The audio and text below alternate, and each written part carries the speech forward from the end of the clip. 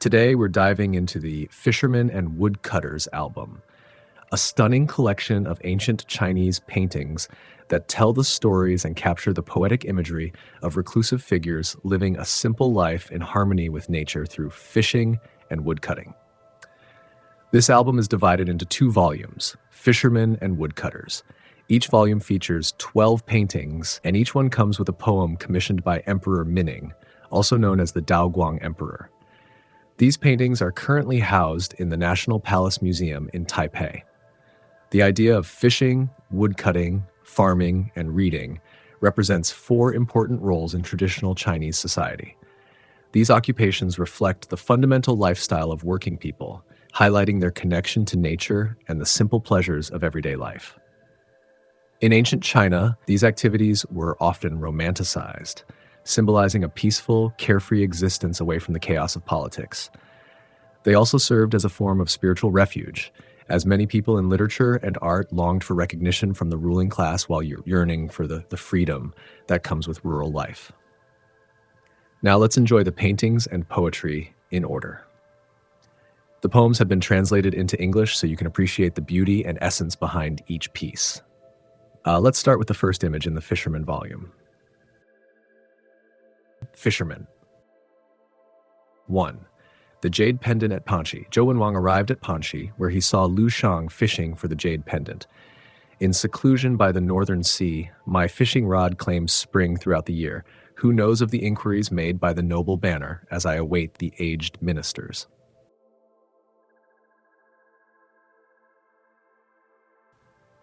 Song of the Azure Waves.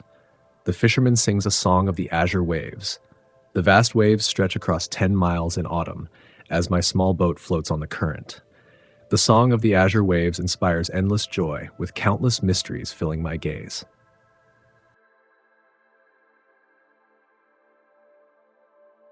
Yan Guang of the Eastern Han Dynasty draped a sheepskin while fishing in the marshes. The scenery by the Fuchun River is desolate and quiet. Alone, I fish in my cloak without counting the years. Once we lay together discussing friendship, the guest star shines bright near the purple walls. The sail on the Xiang River. In Xiang, the fisherman hums as his sail follows the currents. The peaks piled with green overlook the Xiang River, as the fisherman sings clearly while steering his small boat. After the rain, the view of Hengyang opens wide, with mist and clouds flowing into the cabin windows. 5. The Peach Blossom Spring. Based on Tao Qian's Peach Blossom Spring.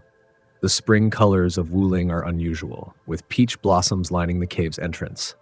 I've heard that people from Qin once sought refuge here. Who knows that upon turning back, I find even more uncertainty. 6. Long Chance by the Riverbank. Wang Ji wrote, while fishing with a fisherman in the riverbank, the vast Yingzhou lay before him. As the wind swirls by the river shore, I gently row forward. Suddenly, the mist clears, revealing majestic mountains in sight, while clouds over the sea blur the boundaries of water and sky. 7. The Shrimp House on the Misty Waves. Tang poet Zhang Zhihe called himself a fisherman on misty waves. The reeds and rushes are green, with autumn waters flowing long. By the riverbank, I lean on my pillow as the evening breeze cools. The fisherman finds delight in the misty waves, watching the silver moon imprint on the wild pond. 8. The Hat and the Flat Boat. Tang poet Lu Guimeng lived by lees, calling himself a wanderer of rivers and lakes. The wanderer fishes in true leisure, with the thick shade of green willows casting over the stream's surface. Brush and ink are set at will as I leisurely brew tea and enjoy a cup.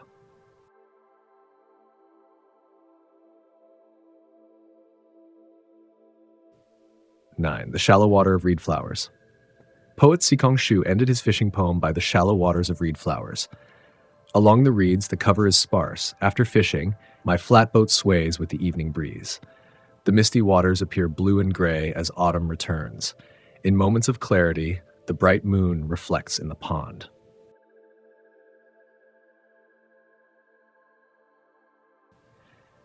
The Sound of the Fisherman. Poet Liu Zongyuan wrote about the fisherman. The sound echoes amidst the green mountains and waters. Clear streams flow gently into the flat creek. Clouds gather around the peak's waist like a brushstroke.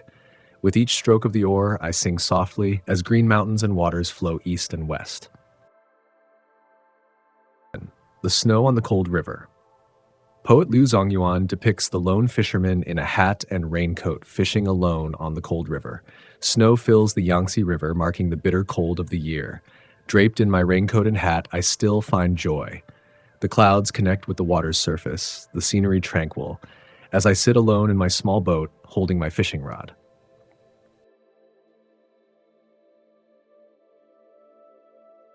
The returning sail at dusk. Based on Yang Tingshu's returning from fishing at dusk, the shimmering waves reflect the slanting sunset. As the distant sail unfurls, the route is not delayed. The red leaves and green peaks are but a fleeting moment, pointing from afar to nearby fishing village.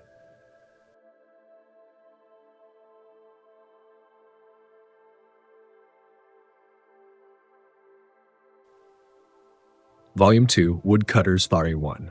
Watching chess at King Ji of Jin entered the mountains to cut wood, watching two boys play chess, as his axe handle had already worn down. In the deep years of the ancient mountains, the woodcutter and I ponder, entrusting our distant hearts. Unconsciously, as the game ends, my axe handle is forgotten, and I return home, lost on where to seek.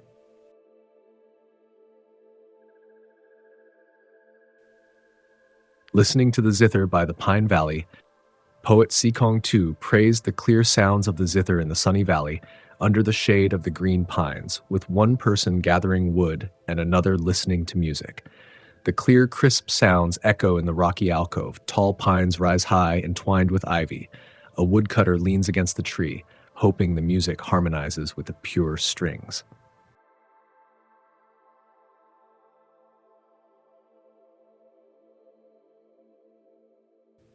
Longsang's Hidden Path.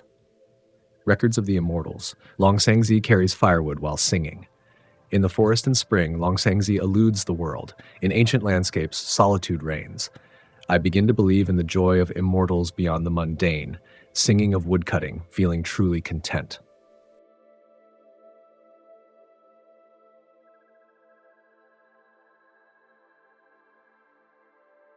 Four, The Immortal of Penglai Island. Poet Cheng Tingui wrote of the immortal woodcutter on Penglai Island. 5 clouds appear in various places, revealing Penglai. The immortal companions surely ride cranes to come. The woodcutter on the sea shares splendid tales, while the clouds and mountains fade into serene horizons.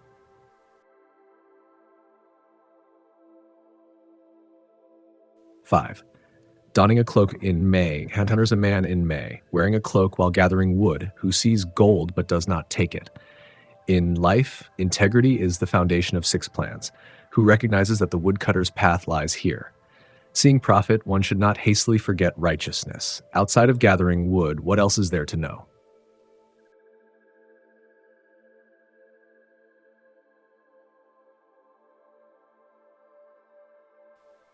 Six, compiling history in winter. In the northern history, Li Biao gathered firewood during the day and studied literature at night, compiling the Book of Jin. As the sun rises, I gather firewood for cooking. As night falls, I hold a candle absorbing the ink. I compile the Book of Jin, creating a legacy for future generations, crafting it into a shared foundation for posterity.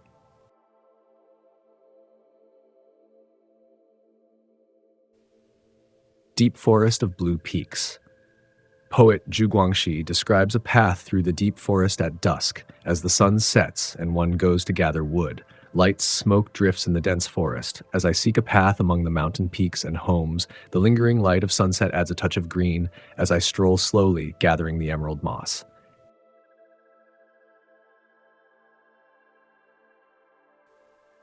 8. Slanting Sun at Shimen. Poet Du Fu wrote, as the sound of woodcutting echoes in the quiet mountains, mentioning that the slanting sun shines upon the woods at Shimen. The slanted rays at the ridge create dusk's mist.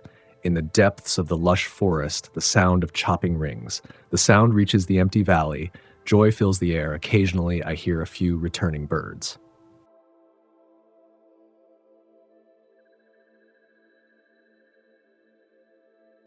9. Leaning the boat against the shore. Poet Dufu describes a woodcutter leaning against the bank with his boat. A small boat laden with firewood rests by the shore. The reeds grow dark in the rain's aftermath. Occasionally, a returning wild goose flies down, writing memories of misty waves that remind me of Dongting Lake.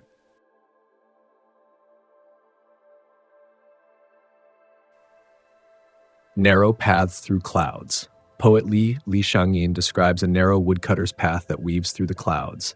Layered peaks tower high above the earthly dust. Occasionally, a solitary cloud roams freely. The bird's path curves, leading homeward late, as I bear my load tapping the pine trees.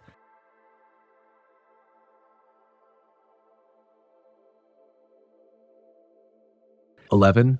Misty smoke at Tiger Hill Creek. Poet P. Rixu wrote of the serene scenery at Tiger Hill, with deeper paths leading to where woodcutters roam. The beauty of Tiger Hill is delightfully refreshing. The moonlight shines on the deep woods, reflecting the green cliffs. At midnight, I return, seeking the hidden path, singing as I walk, envious of those who are companions." 12. Shadows of the Lonely Mountain. Poet Lin Bu writes about the shadow of the forest by the water as the woodcutter returns at dusk.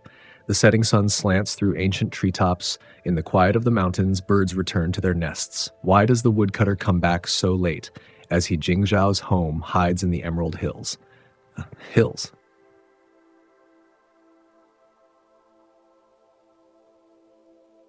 Inscribed by Emperor Minning. Thank you for joining us on this journey through the Fishermen and Woodcutters album. At Eastern Brush, Western Soul, we are passionate about showcasing the beauty and depth of ancient texts and artworks. We created this channel during our spare time to connect with fellow enthusiasts who share our love for these timeless treasures. Through this series, we hope to offer you a glimpse into the rich tapestry of human civilization, allowing you to appreciate the artistry and wisdom of the past. We invite you to explore, reflect, and connect with these remarkable works as we celebrate our shared cultural heritage. If you enjoyed this experience, please like, share, and subscribe to our channel.